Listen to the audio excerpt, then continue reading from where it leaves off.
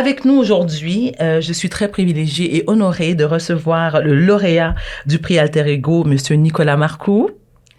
Et je vous ai dit avant d'aller en ondes que j'adorais votre nom, Madame Véronique Dorval, lauréate au prix Inspiration André Corriveau. Et oui, je trouve que c'est un nom très prestigieux et très noble. Ça vous a fait sourire? Ça me fait sourire, oui. Et sans vous connaître, j'ai déjà énormément d'aspiration pour vous.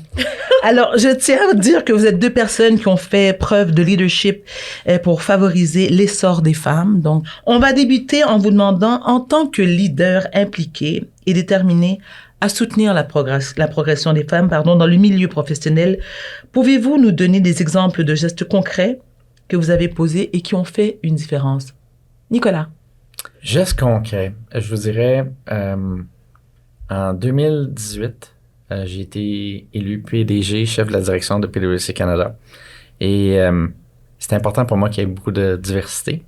Et puis, dans l'équipe de direction. Et puis, en 2022, donc 4 ans plus tard, dans mon début de mon deuxième mandat, on a fait un genre de remaniement ministériel. Et on a atteint parité homme-femme au niveau de l'équipe de direction. Alors ça, c'est un geste concret. On lance un message à l'ensemble des jeunes femmes dans PwC, à la communauté, de faire la même chose. Et ça a haussé le niveau, enrichi le niveau de discussion autour de la table de direction. Alors un geste concret. Très bien, vous devez être fiers. Très. Avec raison d'ailleurs. Madame Dorval, Véronique. Oui, mais écoute, les gestes concrets pour moi, c'est une couple de choses. Gestes concrets en termes de recrutement.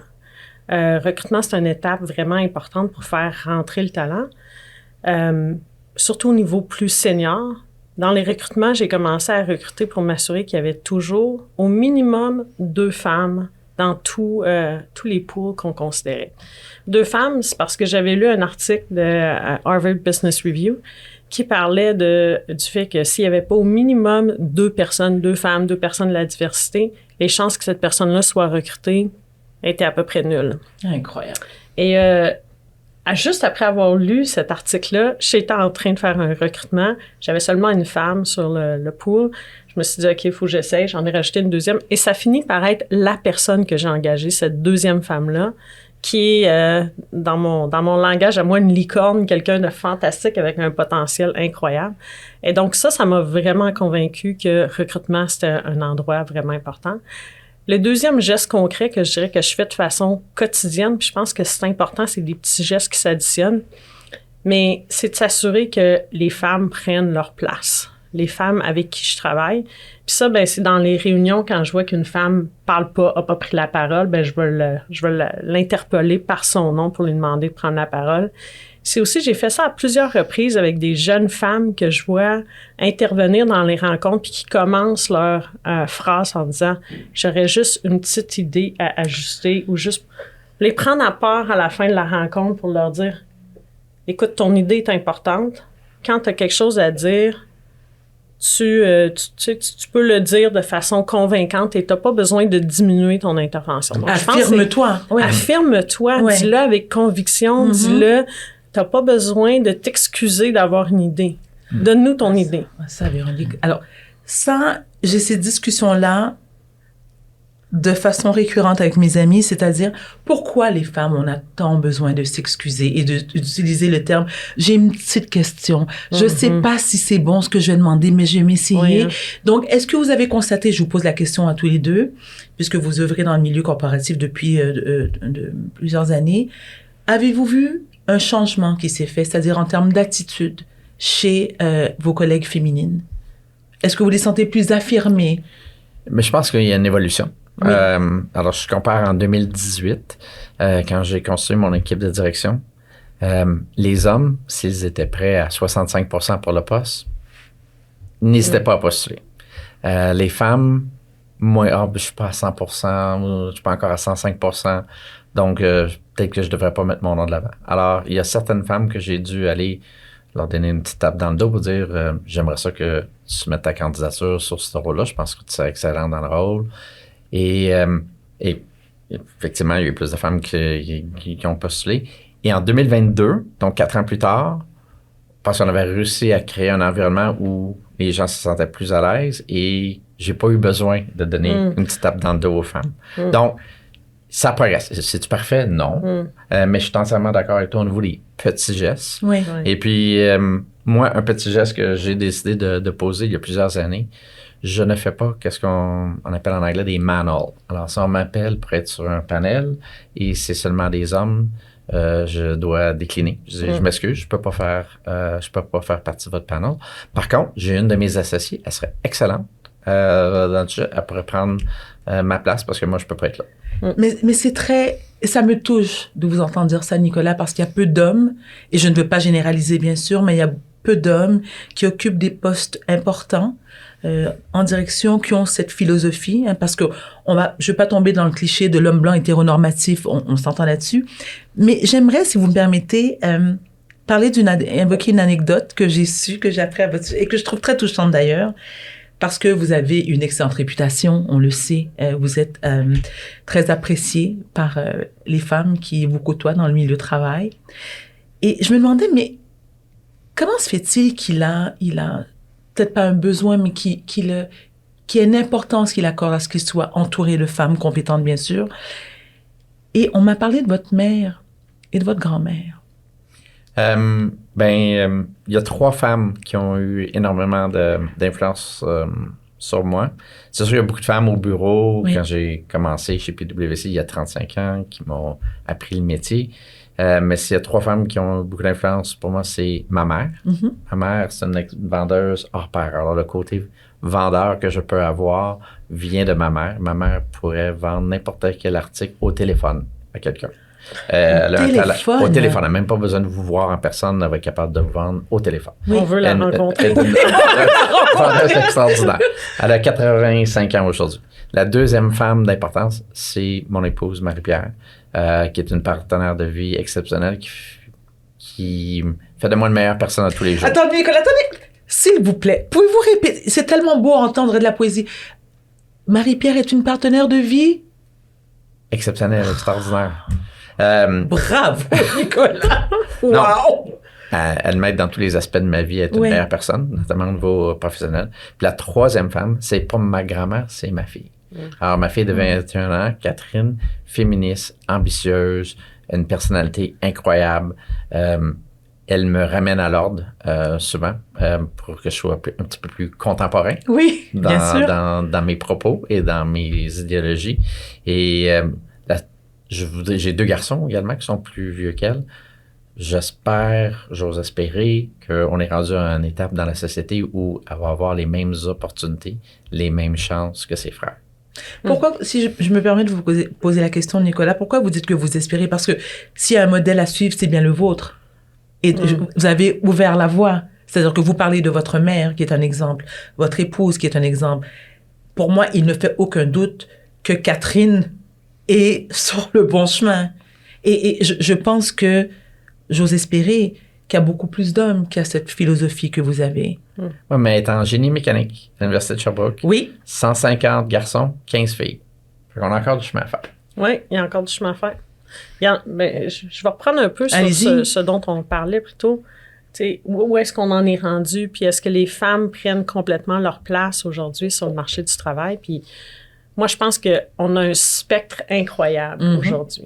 On ne peut pas mettre toutes les femmes dans le même panier. J'ai eu la chance de rencontrer sur mes équipes des femmes intelligentes, ambitieuses, déterminées, qui sont prêtes à travailler fort. Mais il y en a qui ont toutes ces caractéristiques-là, puis qui sont très affirmées. J'ai une analyste incroyable que j'ai rencontrée, qui est rentrée comme analyste à mon emploi avant celui que j'ai aujourd'hui. Puis après quelques mois, elle m'a dit, moi, un jour, je vais être PDG. Et à tous les 6 mois, elle remettait son plan de carrière à jour pour m'expliquer comment elle est en train de progresser. Une progression incroyable dans l'organisation, avec une détermination incroyable. Donc, on a des gens comme ça. Puis, on en a d'autres qui ont aussi un talent incroyable, mais où il faut les encourager, où il faut aller taper sur l'épaule pour leur dire « Regarde le talent que tu as, là, puis ce que tu pourrais faire. C'est quoi la prochaine opportunité pour toi? » Donc, je pense qu'il faut s'adapter à tous ces modèles-là puis reconnaître qu'il y a un peu de tout. Puis que il reste quand même dans notre société puis la façon dont plusieurs d'entre nous ont été élevés, le fait qu'on apprend à être poli peut-être plus que d'avoir du leadership, qu'il y a certaines caractéristiques qui sont encouragées chez les femmes, qui fait que il y a des biais puis il y a des comportements qu'on a Biais inconscients. qui sont peut-être qui favorisent moins notre croissance. Fait qu'il faut travailler ce muscle-là de Oui. leadership affirmé. On parlait de progression, je vous pose la question à tous les deux. Est-ce que vous avez constaté que la progression se fait bien depuis ces dernières années, que les femmes sont plus affirmées, que si on compare, je sais pas moi, Nicolas, il y a 15 ans, quand vous avez...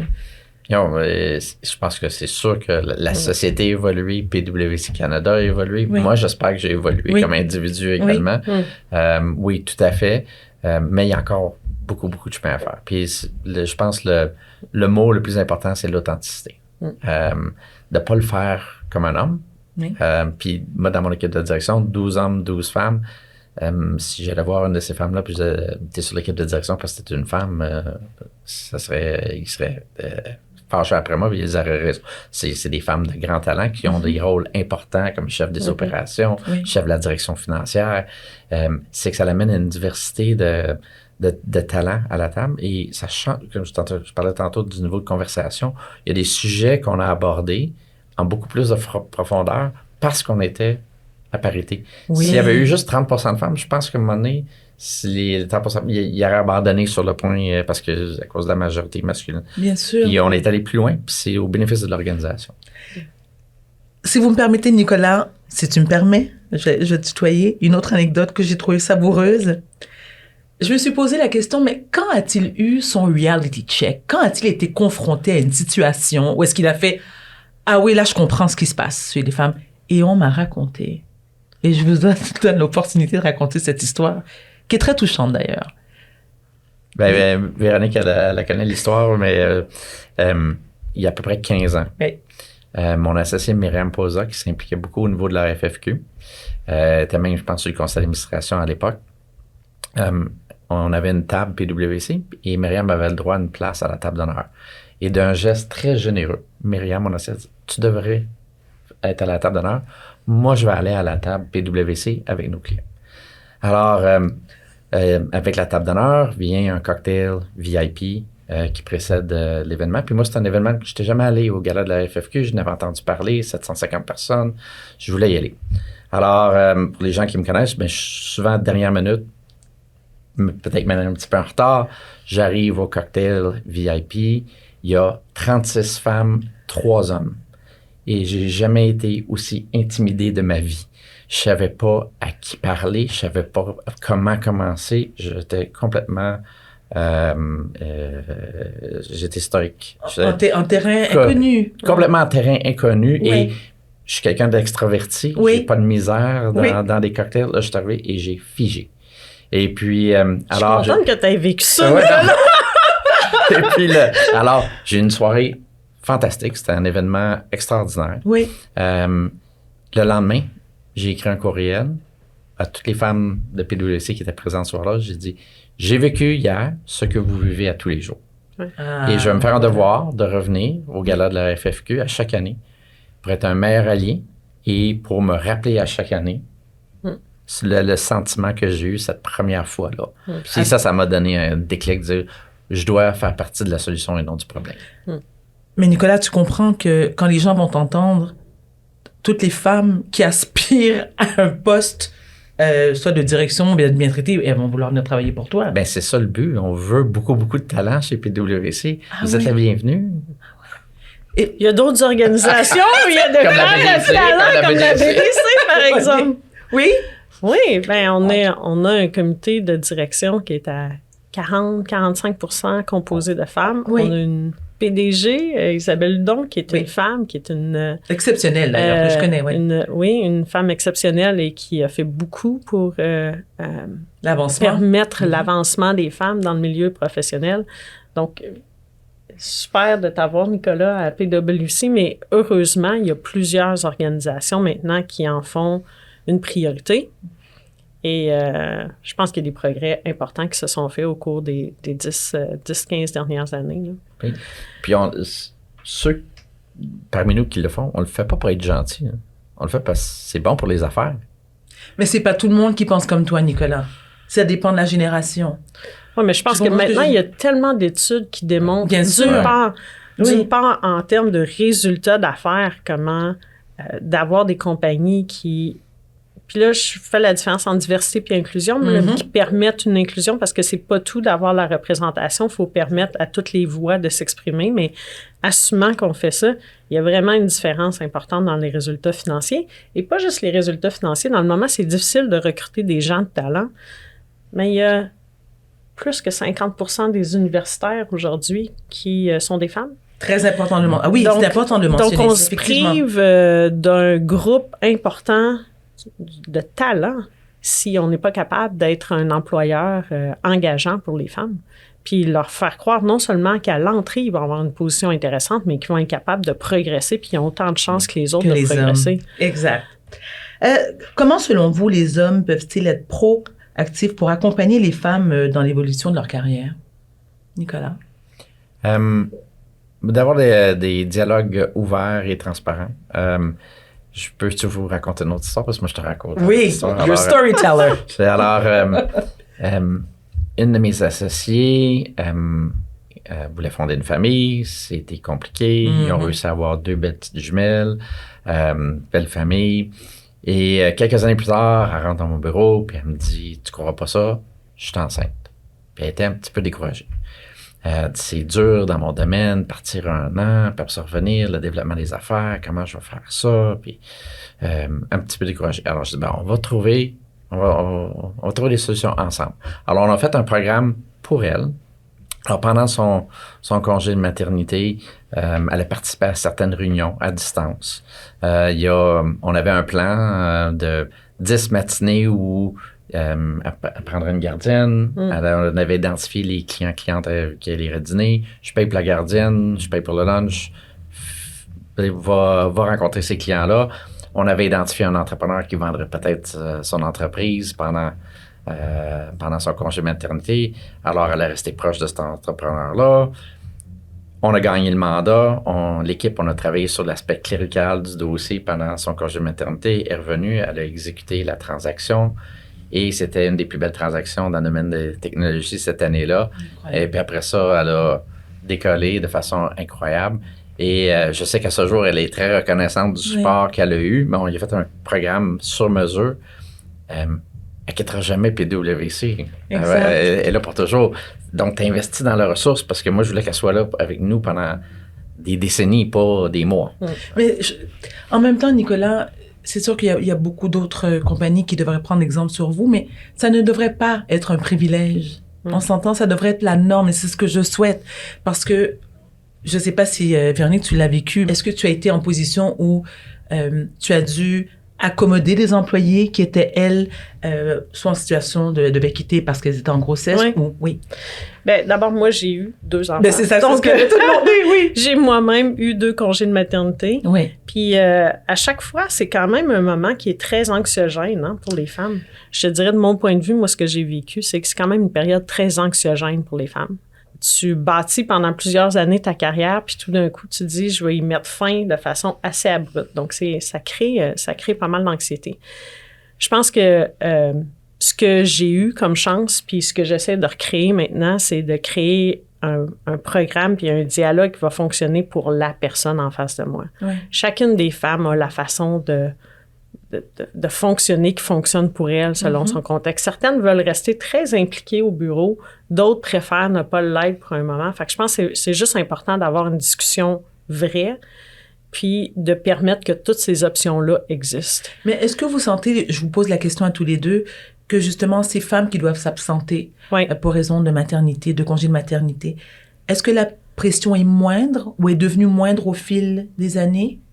Parce qu'il y a une plus grande, peut-être, compréhension où les patrons sont plus accommodants qu'ils étaient dans le passé? Bien, je pense qu'il y a plus d'exemples de différents modèles où tu peux avoir un congé de maternité. Donc il y a des gens, moi j'ai été dans le milieu de la consultation avant, donc il y a des gens qui vont rester impliqués quelques jours par semaine, il y a des gens qui vont faire une coupure. Donc il y a toutes sortes de modèles, puis ça, ben ça permet à chacun de trouver une solution qui fonctionne pour eux autres. Puis, moi, je suis entièrement d'accord avec vous. Dialogue, essaie de faire des choses qui sont plus sur mesure pour l'individu. Mais aussi, on a des programmes, nous, chez PwC, au niveau de, on appelle ça parentally, c'est-à-dire un programme de support, puis on voit de plus en plus d'hommes qui prennent les congés aussi maintenant pour que la conjointe de paternité, oui, tout bien à fait. sûr. Puis ça, on en voyait dans mon temps, il y en avait moins. Fait que ça, c'est une autre belle évolution. Oui.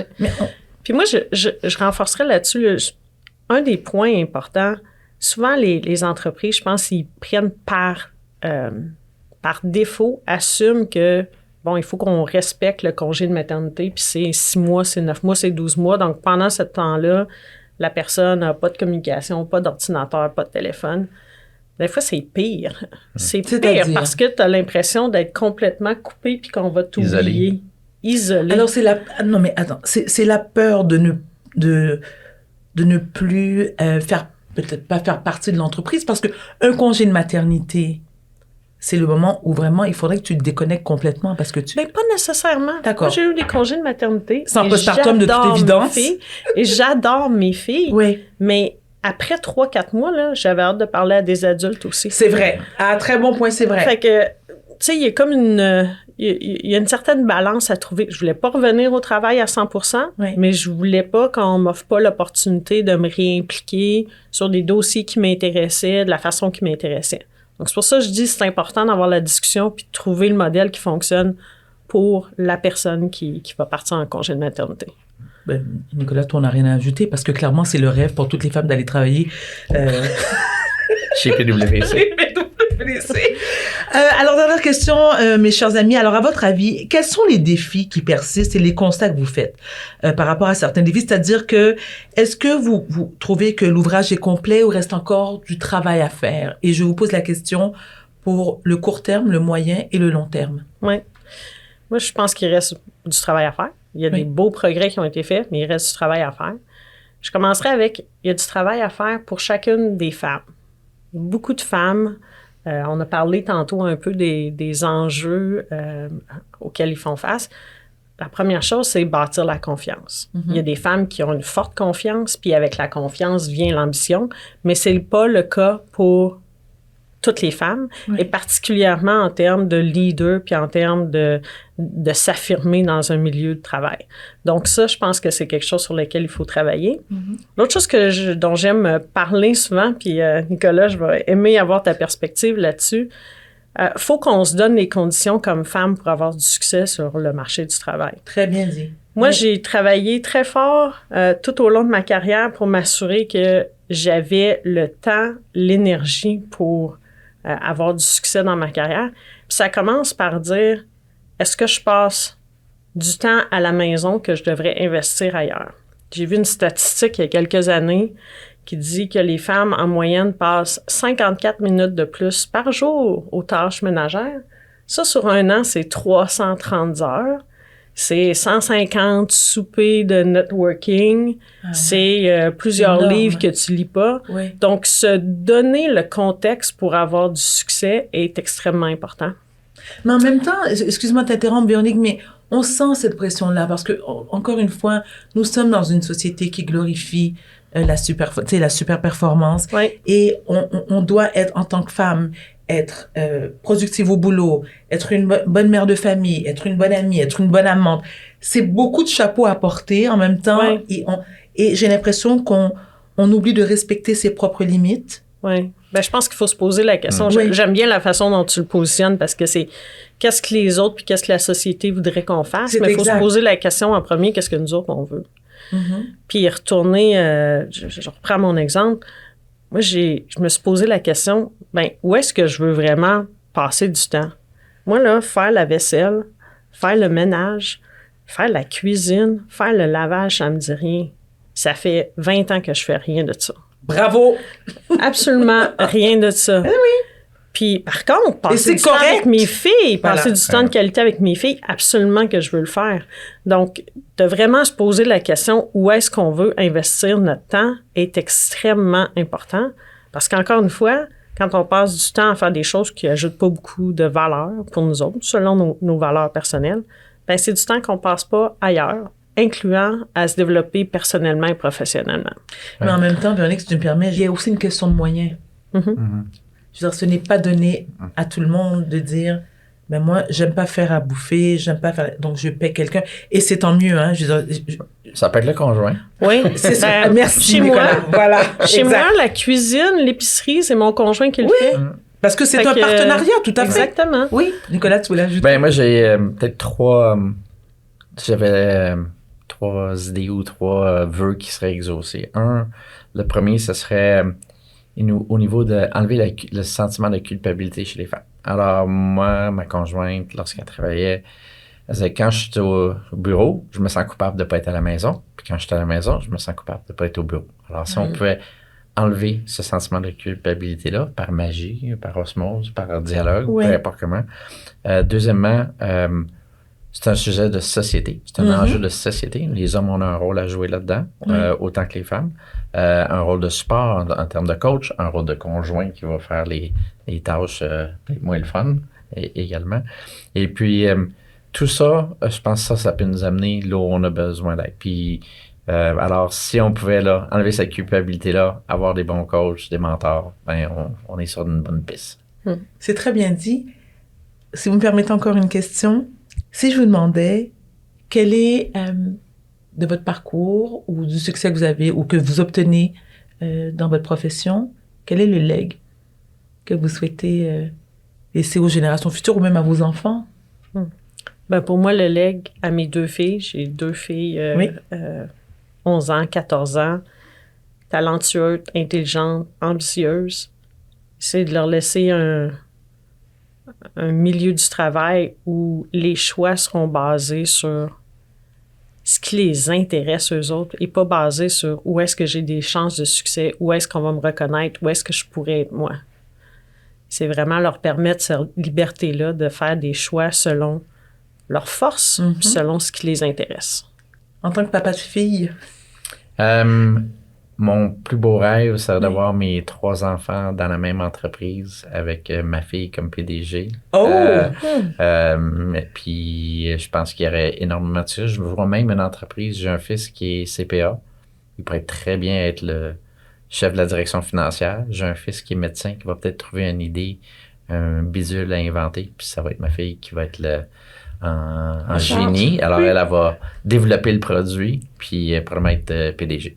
Alors, tu vois nos yeux briller avec on est comme, bravo. Nicolas Marcoux, ce fut un grand plaisir, un honneur de te recevoir. Ça fait un grand plaisir. Merci. Et puis Véronique Dorval, je te répète que j'aime tellement ton nom, que je trouve hyper noble, mais aussi en tant que femme, je tiens à te remercier parce que tu es effectivement un très beau modèle pour moi et pour toutes les autres, et non seulement les femmes, mais les hommes aussi.